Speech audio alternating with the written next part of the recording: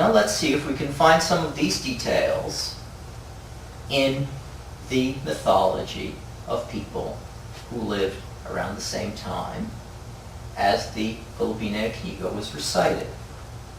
If we look at the creation myths of some non-Slavic peoples of Central Russia who were less subject to the direct control of the Orthodox Church than speakers of Russian were, especially the Cheremis and Mordvinians, the details that are absent from the Book of the Dove emerge clearly into focus. A creator god named Champas is reluctant to acknowledge his brother, Shaitan, here's the Arabic word for the devil that's come in, as such, but still he has to recognize him as a twin. And moreover, this Champas does not know how to create the earth. There's just a sea. So Shaitan says, let me help you out. I know how to do these things. And so Champas says, all right, if you must. And then what does Shaitan turn into? Gogol. Not the rider, but a duck.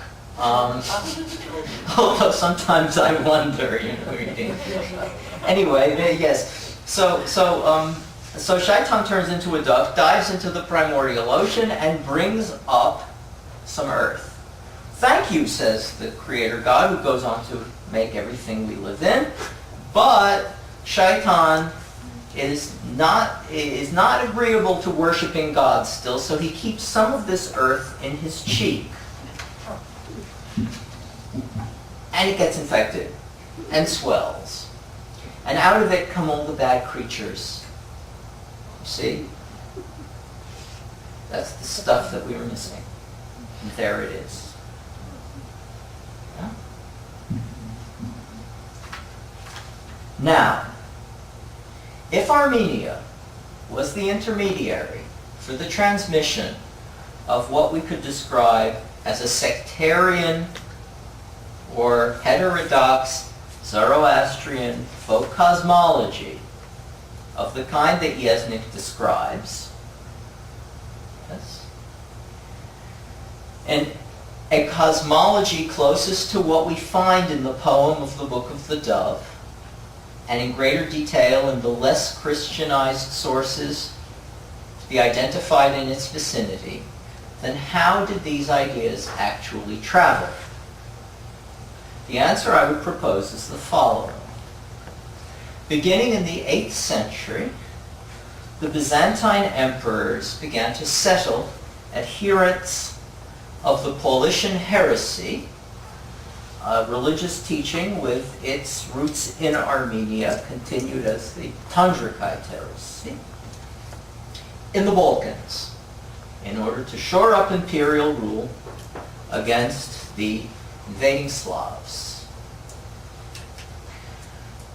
The Paulician heresy becomes a basis, not the basis necessarily. These things are never linear and never exclusive of other possible additional influences, or for that matter, native ideas to which an impetus is given, yes? But it becomes a basis of the heresy that develops amongst the Slavs that we know as Bogomilism, which is spread by oral teachers, itinerant reciters, rather like the Kalyaki Pirikhogia, northwards and westwards too. There were adherents of Bogomilism in Bosnia right down to the 16th century. And wherever the heresy does crop up, it is excoriated by Christian heresiologues as Manichaeism. Manichaeism is a dualist religion with its roots in Iran, which is a kind of a negative image of Zoroastrianism in which the world is entirely evil, heaven is entirely good. It's just the opposite of having a good creator. It's a bit different from what we encounter here. Okay. If oral teachers, such as the Kalyaki, take these ideas and bring them north into Kiev and Rus, then we should hope to find not just Cheremis, Mordvinian, or 18th century recitations, transcriptions, but something closer to the period. We find such dualist heretical doctrines current in the north of Russia in the 11th century, just when I would like to find them in the chronicle called Povest Vremenных Let, the Chronicle of Bygone Days, in which there is an indication, again, of a specifically Armenian source. Yeah? Now, in the Povest, there is a notice of two dualist volkhvi. They're like magicians who were arrested somewhere east of Lake Ladoga. That's way up north, right? And they recite their doctrines to a very angry boyarin named Yan, who has been dispatched from Kiev. And they're tied up and all sorts of unpleasant things happen to them. In any case, those are dualist doctrines. Right? But again, one could argue, why should a dualist doctrine have to come from Iran, or even more from Iran via Armenia? Well, one looks for Armenian material in the Povest Vremennych Let to support one's contention, and we find it. In a peculiarly interesting context, the chronicle records elsewhere that there were three brothers. Palyania.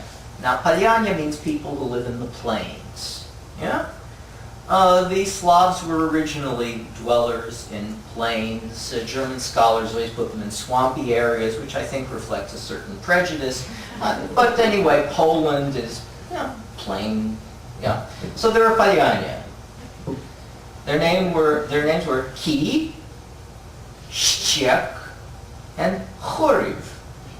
And they lived on 3 hills. Stikh and Khoriv become the names of some suburbs, but Ki becomes Kiev. Not an unimportant place.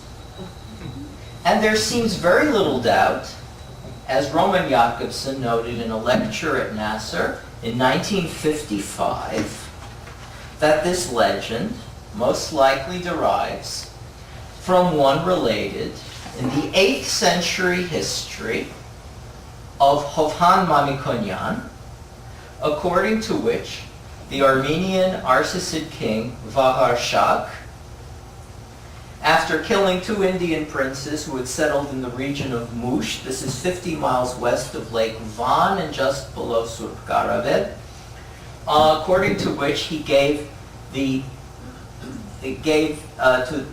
the 3 sons of the slaughtered princes the appanages on hills that had belonged to their father. Their names were Kvar, Mechtes, and Chor. So the first 2 correspond fairly to Ki and Khoriv, Kvar and Chor. These 3 founded 3 towns in the vicinity of Mush and in Palunik. Compare the Palyania. Now, the word for Slavs does not derive from Palu. Palu is a place where people come from. You meet Palvetsis here and there, yes? Some of you may even have relatives from Palu. But certainly the correspondence is one that would have been noticed.